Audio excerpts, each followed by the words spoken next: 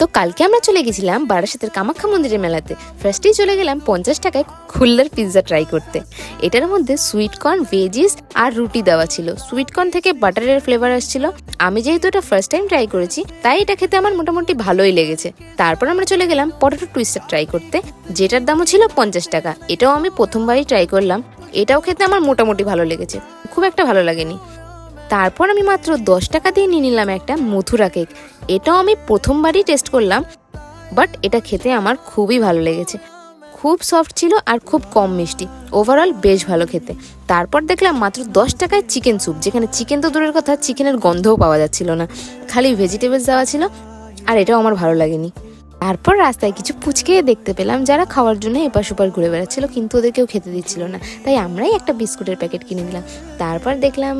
তারপর দেখলাম কানের দুল মাত্র 10 টাকায়। শেষে একটা লস্যি নিয়ে আমরা বাড়ি চলে আসলাম। বাই।